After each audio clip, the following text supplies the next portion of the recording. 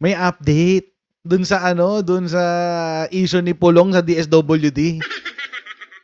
Di ba na-vlog natin yun isang araw?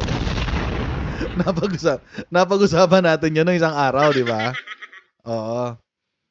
Ang nangyari mga Kojero, nagkaroon ng update kanina na parang nagpapaliwanag or nagbibigay linaw kung bakit na naubos ang pera ni Pulong Duterte para sa welfare programs niya sa Davao City. Specifically Davao City 1st District kasi doon siya doon siya congressman eh. Oo. Naubos kasi 'yun. Nakakahiya si Pulong, no? Nakakahiya. Imagine gumawa ka ng ingay, gumawa ka ng kung ano-anong drama mo. 'Yun pala ikaw yung nagpabaya. Noong isang araw ho kasi, may kumalat na picture, itong picture na to. Naalala nyo ba yan? Basically, mga Kochero, sinasabi lang niyang picture na yan na wala na rong pondo yung medical assistance ng kanilang opisina para sa medical assistance sa mga nasa private hospitals. Dahil ayaw daw silang bigyan ng pondo ng DSWD. Naalala nyo yan? Oo. Tapos, marami ko nagtatanong, anong opisina to? Bakit sa Davao? Saan opisina sa Davao? Etc. etc. Kasi syempre nga naman, di ba? Davao City. Kontrobersyal. Oo, andyan yung mga pinakasikat na pamilyang Duterte. Oh, so kontrobersyal. Ang nangyari, kung titignan mo lang pala sa gilid, ayan, office ni Pulong. Office ni Pulong. So, ang sinasabi niya, mga Kojero, ni Pulong Duterte, ayaw silang bigyan ng DSWD ng budget para sa kanilang social welfare programs. Ngayon, mga Kojero, nagkaroon ng kontrobersya to kasi pinatulan siya ni Migs Nograles. Ang sabi ni Migs Nograles, wag daw magpadala sa mga post, clickbait at misinformation. Bakit daw, ano daw yung pinapakalat at kaninong office ang mga nagsabi na wala ng pondo ang DSWD? Halos every week nasa DSWD po ako dahil maraming nangangailangan ng tulong at lumalapit sa office namin. So, ito yung reaction niya. So parang sinita niya yung office ni Pulong. Dahil dito sa post na to ni Migs Nograles, sumagot si Pulong. Kung kayo ay nasa US, UK, Canada, Italy, France, Spain, Ireland, and Belgium, may pwede na kayo magpadala ng mga remittance sa Pilipinas gamit po ang Sendwave. Ang gagawin nyo lang ay download ang Sendwave app, gumawa kayo ng account, lagay nyo ba account details nyo at pwede na kayo magpadala sa GCash, Cash Pickup, at iba't ibang mga bangko sa Pilipinas. At kapag ginamit nyo pa ang promo code sa inyong unang padala na Coach Jarrett, ay makakuha kayo ng $20 free credit. Kaya gamitan na si Sendwave for all of your remittance needs. Huwag ka mamuliti ka dyan. Wala kang pake dito. Huwag kang mamuliti ka. Parang ganun, guys. Ang sabi niya. Of course, Bisaya niya, pinost yung kanyang response. Pero may mga nag-translate na, finally, may nag-translate na sa English. Sabi ni Pulong, I have no reason to withhold what is meant for the people. In my few years as a congressman here in Davao, especially during the pandemic, everyone knows about the aid we distributed which exceeded what the current administration provided, including my personal funds. Ayun naman pala eh. Diba? May pera ka naman palang sarili eh. Ba't ka umaasa sa abot ng gobyerno ng Pilipinas? May budget ka na nga from the House of Representatives eh. Tapos pupersahin mo pa si DSWD na maglabas ng pondo para sa'yo. Alam nyo, so far, naalala nyo itong mga, ang nakakatawa dito sa mga issue na kinasasangkutan ni Pulong. Puro pera. Tapos, ang mga reklamo niya, mga Kojero, Puro binawasan daw siya ng budget, ayaw daw siya bigyan ng budget, ayaw ng ganito, ganyan. Tapos magrereklamo si Pulong na binawasan daw yung budget niya. Yun pala kasi, nasanay pala siya sa bilyon, 51 billion in total na bumabagsak sa kanyang opisina. Na-spoil ang Nipo baby ng Davao City. Isa sa mga Nipo baby. Na-spoil ng 3 taon yung isa sa mga Nipo baby ng Davao City. 51 billion ba naman eh. Ang bumaba sa budget mo, taon-taon eh. So, nung bumaba yung kanyang budget to 2 billion, nanibago siya. Naman ganun, 2 billion. Asan na yung budget ko? But anyway, this time, eto na naman, budget na naman. Pera na naman. Ngayon, DSWD. Baka hindi raw sila binabagsakan ng DSWD ng pera.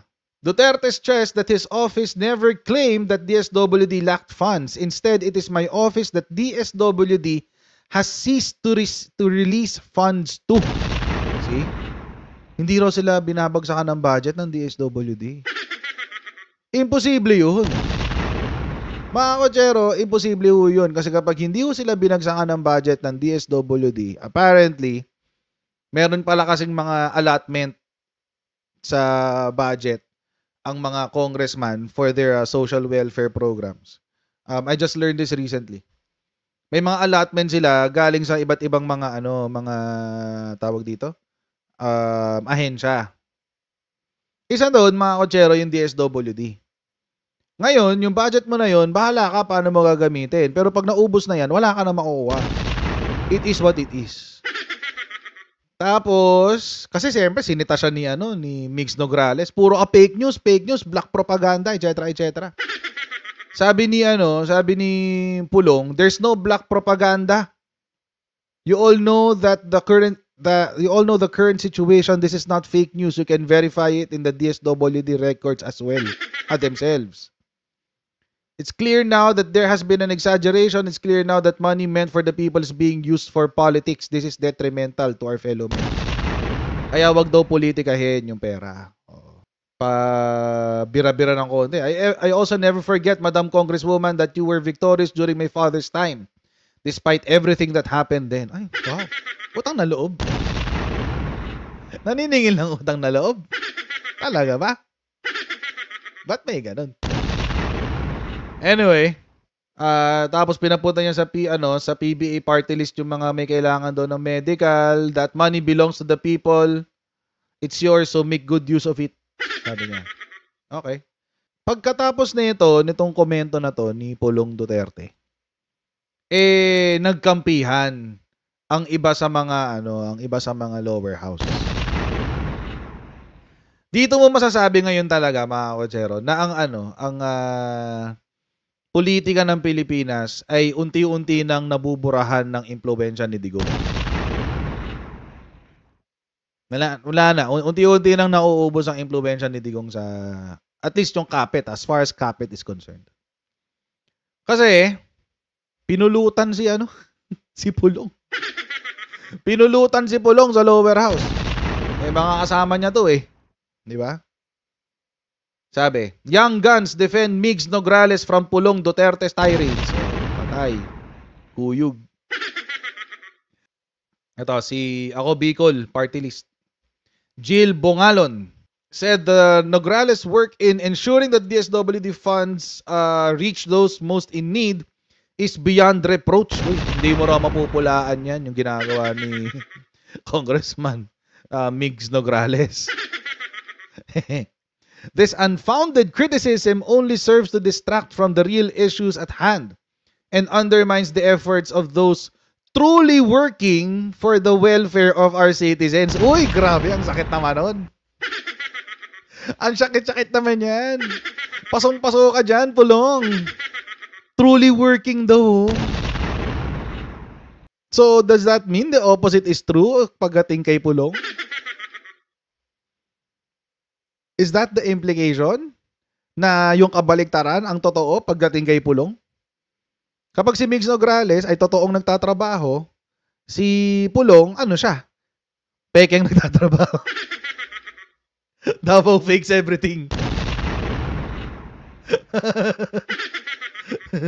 Hindi. Actually, hindi naman Davao. Huwag naman natin idamay yung buong Davao, di ba? Mababait mga tao sa Davao.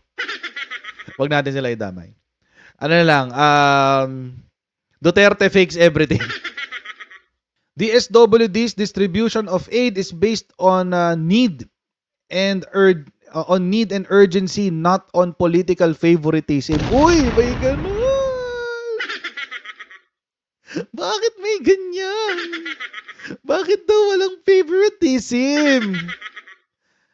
Siguro ang tagal ng timpi nitong mga taong to, no? Siguro tagal ng timpi nitong mga taong to nung panahon ni Digonggong. Kasi nga naman, mga kotsero, ikaw nang may 51 billion. 51 billion, guys. Sabi nga daw nila kapag maka 4 billion ka, grabe na yun Pinagpala ka na sa lahat ng kongresista. Magkaroon kang 4 billion na budget every year. Pinagpala ka na sa lahat ng kongresista. Hindi ka naka 4 billion, naka 51 billion ka, pulong. Rep. Nograles has consistently demonstrated her commitment to this principle. We must focus on constructive dialogue and collaboration rather than unfounded accusations that serve no one but personal agenda.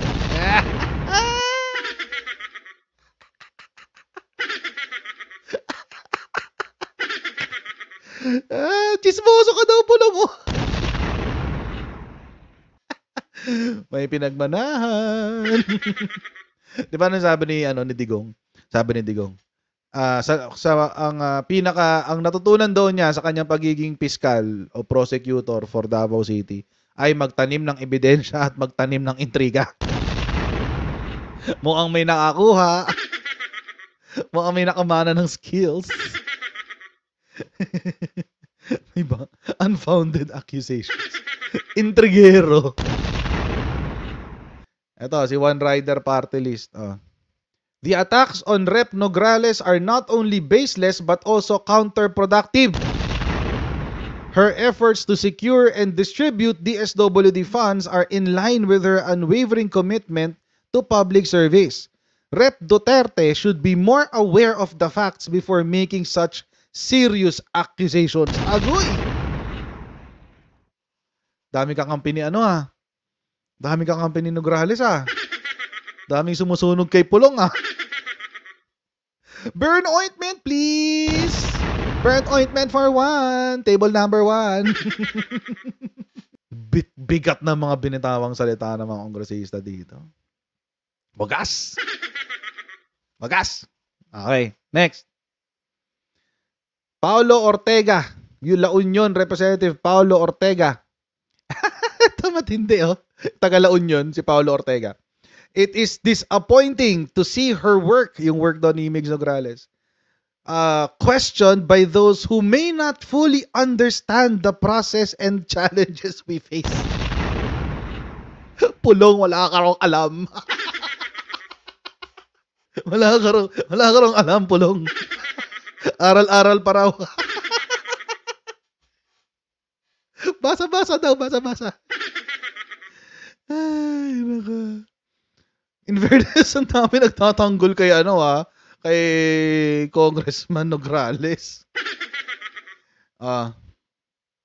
Si Zambales Representative J. Kongkun. A focus should be on cooperation and effective governance, not on political squabbles. Ito masyadong puro away. Puro away Kaya pala hindi na pumapasok to. Di ba may chismis daw na hindi na raw napasok si Pulong sa sa lower house? Ang dami raw niyang absences. Chismis lang naman yun, hindi ako confirmed. Di pa naman confirmed. May nagsabi lang sa akin. Nag-message. Alam mo ba, coach, si ganto ganyan. Hindi na mapasok. Yun ba dahilan? Kalmahan mo lang, Pulong, kasi naman. Chill ka lang kasi. Masyadong mainit Grabe, no? Sinunog. Sunog na sunog. Anyway, sumagot din si Congressman Migs. Sabi niya, to prevent unnecessary confusion, Nograles issued a statement on Wednesday to prevent unnecessary confusion. Before this, Duterte accused her of not releasing funds needed for his district and pointed out that the funds are used for politics. Gusto ko lang klaruhin na walang pamumulitika involved sa pagdala ng assistance ng bawat ahensya ng gobyerno para sa mga qualified beneficiaries. In fact, politics should not be associated with giving out assistance. Totoo naman yun. Oo, totoo yun. Dapat walang po halong politika yan. DSWD made it clear that the department's funds in Davao are sufficient and are being utilized. So, ibig sabihin, si DSWD nagsalita, ang sabi niya, yung mga pondo daw for welfare programs ng Davao, na at least yung pinapamigay nila, yung galing sa DSWD, ay sapat at ginagamit. So, yung kay Pulong lang ang nawala. Yung allotment lang ni Pulong ang naubos. Ayan, it is essential to understand that DSWD financial assistance is disbursed directly to the intended beneficiaries and not through any office as an allocation. So hindi rin allocation sa mga LGU. Kaya nga po nakikiusap kami sa mga barangay kapitan at mga opisyales na payagan na po kami na makapasok sa inyong mga barangay. Kumakatok kami sa inyong mga puso, may pagtulungan tayo para maibaba at maihatid ang nararapat na tulong para sa mga taong bayan, para sa Davaoenyo. So hindi pinapapasok yung mga programs ni Migs. Oo, takot. Takot, may takot na makilala ang mga Nograles. Kasi di ba yan, magkalaban yung Duterte tsaka Nograles clan sa Davao. At least Davao City. Nograles pointed out that one of her roles is to be an extension of DSWD and ensure that locals or qualified beneficiaries receive the aid they need. So may ganyan din si LGU. Ano ba nangyari? Bakit naubos yung pondo na nakaalat para kay Congressman Pulong? Ano bang nangyari? Nag-post kanina si Politico. Hindi siya audio. Babasahin mo siya. Well, it's a video pero babasahin mo yung laman ng video. Tingnan natin kung ano nangyari. Ito yung balita na pumutok kanina. Bakit nagrereklamo itong si Pulong na wala na siyang pera para sa DSWD programs niya, sa social welfare programs niya? Nagrereklamo siya, pero meron palang mas malalim na dahilan kung bakit naubos yung pera. Ito yung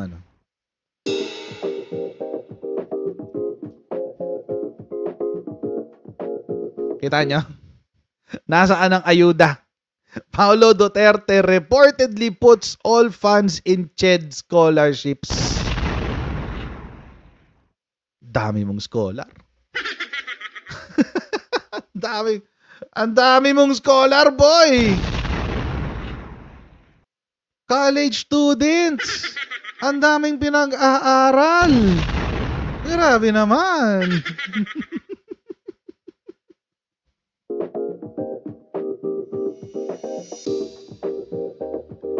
Davao City Rep, has only himself to blame for the failure to provide social services to his constituents because he reportedly did not allocate any funding for these initiatives. Kung Pulong naman. Kung totoo tong balita ni Politico, wala kang karapatan magreklamo. Wala kang karapatan mag-iiyak at magreklamo sa DSWD. Kung yan ang tawag dito, inirereklamo mo. Inubos mo pala lahat yung budget sa scholars. Di pa nga natin alam kung mga totoong scholars yan Tapos wala kang iniwan para sa mga social welfare programs mo.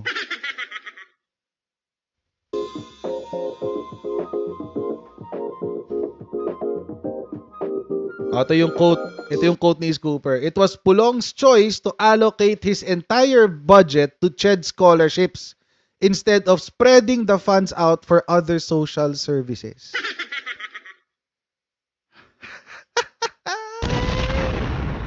Mumu scholars ba? Mumu scholars. Sana may totoong scholars, ha? Baka mamaya mga multo yan. Multong scholars.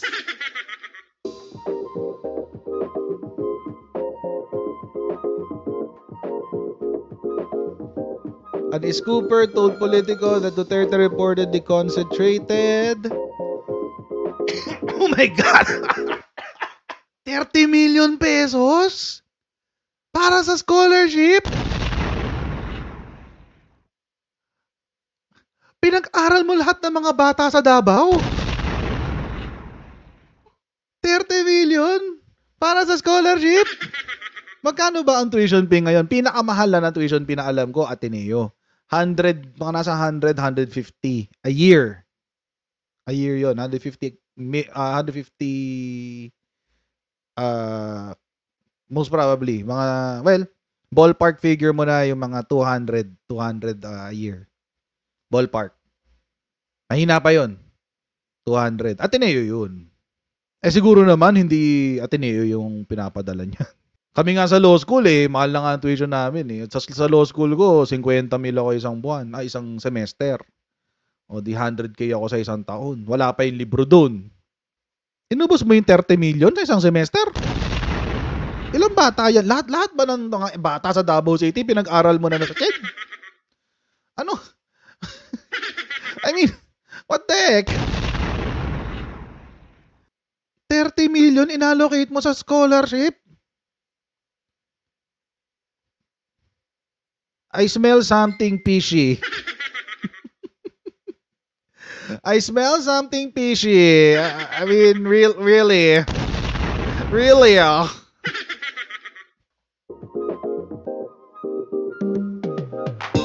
Okay, from the Commission on Higher Education, lawmakers usually split their office budgets across various social services to accommodate their constituents' needs. Okay, ganun naman talaga. Sistema talaga yan. Medical services could have 5 million budget. Oh, it makes sense. Mga ganyan, mga 5 million, it makes sense. Kasi hindi naman buong hindi naman lahat ng lalapit sa iyo kaya mong bigyan May qualification kasi yan. May qualification yan, hindi lahat yan mabibigyan mo. Kailangan indigent, number 1, or 4P, mga ganun, may mga iba't ibang requirements yan. Depende yan sa kung ano yung gusto mo ibigay. Pero, 30 million sa scholars! Bakit doon? Another 5 million could be spent on providing emergency employment, o yung AIX. Emergency employment is AIX. Okay. May daing daw. May daing. Okay, going by the funding allocation, Pulong did not really have any intention to provide medical aid to his constituents. So wait lang, Kong Pulong. Please answer us this question, Kong Pulong. Nagreklamo ka na ayaw kang bigyan ng budget ng DSWD. Nagreklamo ka na ayaw ka nang bigyan ng pondo ng DSWD for private hospital medical assistance. Tapos, may lalabas na balita na ganito. Ang sasabihin, kung titignan yung budget allocation mo, yung fund allocation mo sa iyong opisina, hindi ka talaga nagbigay ng medical aid for your constituents. Tapos, iinisin mo yung mga taong bayan sa DSWD. Sasabihin mo, ayaw kasi kaming bigyan ng pera ng DSWD. What the F? Tanim intriga talaga Tanim intriga talaga mga kotsero Hindi ko makitaan to ng kung ano mang... Oh my gosh.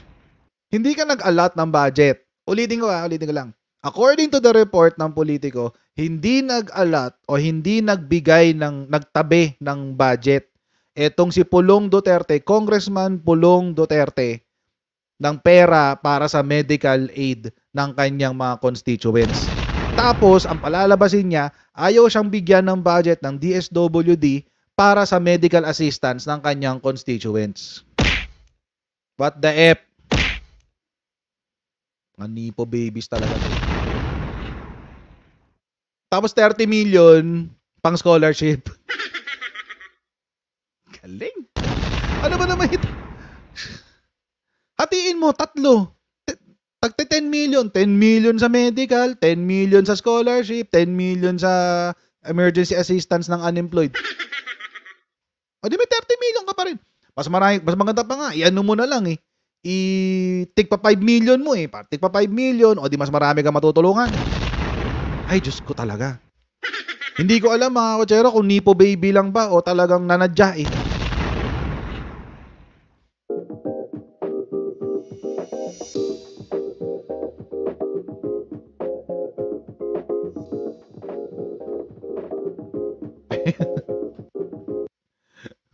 Ayun ako pa hinahanap ng politiscope na to ah. Ayan. A document seen by Politico showed, okay, kaya walang pang-ayuda, Paulo Duterte reportedly puts all funds in CHED scholarships. Wait, hanapin ko nga yung article na yan. Baka nandun yung yung document. Wait. A document seen by Politico. So meron silang, eto si Politico, may nakita raw silang dokumento. O, tapos, Duterte's office did not earmark funds for programs from the Department of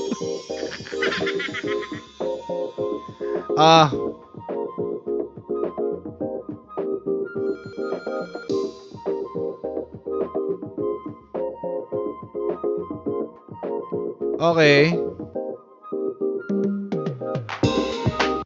So, 4 na ahensya ang hindi funded under Pulong Duterte. DSWD, DOH, DOLE, tsaka TESDA. Lahat na kay CHED. I mean, seriously, 30 million, hindi mo man lang napag-alatan itong mga to? Ano, lahat ba ng bata kailangan? Lahat ng serbisyo mo kailangan pang estudyante lang? Ganun. Paano pag walang gumraduate sa sa roster mo? Ano kaya mangyayari, no? So, again, the 30 million, mga kotsero, ay para lang kay CHED. Para kay Commission on Higher Education. For scholarship programs lang. Pero kay DSWD, kay DOH, kay DOLE, AIX yan ha. Pag DOLE. Tsaka TESDA, mga TESDA scholars, wala siya doon. Wala. Oo, ganun. Tigas ng mukha mag-post ng ganito. Hindi ka nag-alat ng pondo, pero humihingi ka ng pera. Hindi. Tapos patatakbuhin yung senador. Anak kayo ng tipaklong talaga. Diyos ko. The son of the former President Rodrigo Duterte is locked in a world war with PBA part... alam mo na natin yan. With PBA part list rep. Nograles. Over the grant of social services for Davao City residents. Duterte has accused DSWD of withholding funds. Yun kasi yun eh. Yun kasi yun, mga kotsero. Yung kasi yun eh. Ina-accuse niya ang DSWD na hindi nagbibigay ng pondo. Ang problema, siya ang hindi nagbigay ng pondo. O tapos nagsalita pa ang DSWD. Ano sabi ng DSWD? Sa Facebook page nila. Okay, the department... Wait. Yan. Sakto. Sakyan natin. Sabi ng DSWD sa Davao Region. Ay, grabe siya oh. Hiyang-hiya naman ng Davao City. Grabe. From January 1 to June 3, 2024, we have already served 273,305 clients with a total amount of 1.5 billion and 1.571 billion 450,698.03 cents. Ulitin natin ha. Nagrereklamo sa 30 million eh. No? Itong si Congressman Pulong. Kay DSWD, nakatulong na ha. Yung Region 11, yung Field Office 11, Davao Region. Sabi ng DSWD, hoy, Kong Pulong, kami nakapamigay na ng medical burial assistance at iba pang mga support services, Kong Pulong. In fact, from January 1 hanggang June 3, 2024, kami ay nakapagsilbi na sa 273,305 ng mga constituents nyo dyan sa Davao City na may total amount na gastos na 1,571,450,698 plus and 03 cents. In short, hiyang-hiya kami sa iyo, Kong. Hiyang-hiya kami sa iyo, Congressman. Sama din na yung 30 million, uy. Grabe to si Pulong. Davao City, you should vote better. Take advantage of the 2025 midterm elections. Davao City, you should vote better.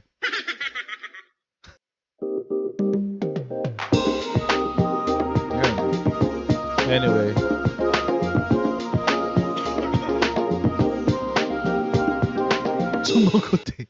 Sumagot ang Davao City. Nakakahiya. Hindi siya masyado nag-react ngayon. Medyo tahimik siya. Kasi, lang yan ha. Mga kotsero, sunog siya dito. Oo. DSWD for the win. Parang kulang na lang sabihin ni DSWD, naghihintay ka ng pera sa amin? Naghihintay ka sa amin? Sa amin? Bakit? Gumagastos na kami. Ikaw, nasa ng contribution mo? Lapag naman sa lamesa. Hindi yung puro ka lang tagay. Tagay ka ng tagay, wala kang contribution. Davao City, ano nangyari sa inyo dyan? Di ba? Niloloko kayong lantaran talaga. Maniwala kayo. Lantaran niloloko mga taga Davao City, oh, grabe. On a serious note, I mean, tingnan nyo, yung sa PNP. Bakit pinalitan yung 19 na station commander at 3 beses pinalitan yung mga hepe? Bakit? Kasi nahulihan ng ating Chief PNP na ang kanilang mga numero dyan sa Davao City ay minamanipula. Para magmukhang maganda yung city namin, safest city in the Philippines, etc., etc. Oh. Minamanipula yung yung crime rate nyo dyan. Alam niyo yung masama doon, mga kotsero? Meron kasi mga tao na ang kikitid ng utak sinasabi, ano naman masama doon? Ang masama doon, hindi lahat ng mga nagiging biktima nare-record. Pag hindi na record yung mga biktima, hindi maiimbestigahan yung kaso nila. Pag hindi na imbestigahan, tingin nyo may hustisya? Wala. Pag walang hustisya, dadami lalo ang mga insidente nyo ng karahasan, rape and murder kasi yun specific, yung dalawang yun ang itinatago. Oh. Kayo din na mahihirapan dyan sa Davao City. Tapos magwa-war on drugs kayo, sasabihin nyo, ang problema namin, drugs. Hindi drugs ang problema nyo. Kasama lang yun sa mga problema. Pero ang pinaka-problema nyo dyan, yung PNP nyo. Dinoktor yung mga numero nyo para magpapogi. Hindi ko alam kung bakit. Tapos ito ngayon naman, ito pangalawa. Sasabihin, hindi kami binibigyan ng pang-medical assistance ng DSWD, etc., etc. Tapos sasagutan DSWD, anong hindi? Naka-1 billion mahigit na kami sa inyo, ha? Anong hindi? Tapos ang katotohanan pala, ang lalabas ang katotohanan, itong si Pulong, yung kongresista na kayo ang naghalal sa 1st District, yung kongresista nyo dyan, yung representante nyo dyan sa 1st District ng Davao City, inilagak yung buong pera na 30 million daw, yun nasabi sa balita, 30 million, inilagak ang 30 million pesos na kanyang budget sa CHED scholarship. Oo, na parang pinag-aaral niya lahat ng kolehiyo dyan sa Davao City First District. Grabe yun, ah. And ano, even if it is, let's say, assuming, let's play the devil's advocate, assuming na legal, walang halong corruption, which I highly doubt it. Let's say walang halong corruption. Let's say everything is above board, legal, etc., etc. But that shows poor management of the people's funds. Nagpapakita lang 'yon na si Congressman Pulong ay hindi marunong maghawak ng pera. Buti sana kung pera niyang sarili, pera ng bayan 'yan. Oy, grabe no. Paano nga pag ganun? Ay, paano pag sa Jose Maria College pa pinag-aral, no? Ibig sabihin, paano kung, ay, grabe yun. Grabe yun. Si Jose Maria College, mga kotsero, yan yung eskwelahan ng Kingdom of Jesus Christ. So, paano kapag yung scholars, 30 million, in-enroll nila lahat doon sa Jose Maria College? Non-stock, non-profit pa naman yun. Non-taxable. Galing. O hindi ano yun ano lang yun, conspiracy theory lang yun hindi natin ano yun, hindi natin kine-claim na totoo. Conspiracy theory lang yun. But it's a possibility. Pwede mangyari yun. Pwede mangyari yun ngayon, lalo ngayon. Uy, meron tayong info. Kakapasok na balita.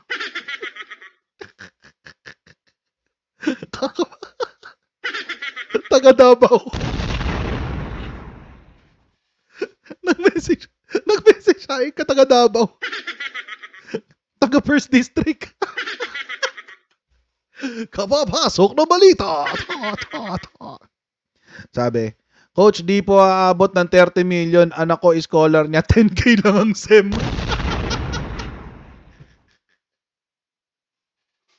Kapapasok na balita. 10K lang daw. Sana punta yung 30 million. Kung 10K lang ang tuition fee. Kung 10K lang yung inaalat.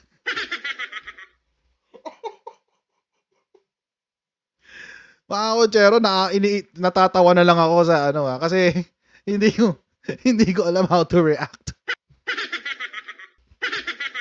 30 million divided by 10K. Sabihin nating 2 semester, 20K mo na.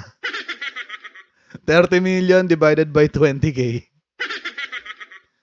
So mga kotsero, hanggang dito lang po muna tayo sa ating live stream today. Huwag niyo pong kalimutan mag-like, mag-share at mag-subscribe sa ating Coach Jared YouTube channel at pa-follow tayo sa ating Facebook page para lagi updated sa mga ganap dito sa aking channel. And I'll see all of you tomorrow again sa ating next Coach Jared Live, guys. Bye everyone. See you tomorrow. Bye!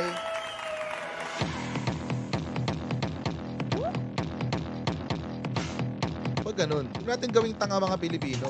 Mas maganda kasi nasa lugar ka ng tama kaysa yung pinipilit mo yung pagkakamali.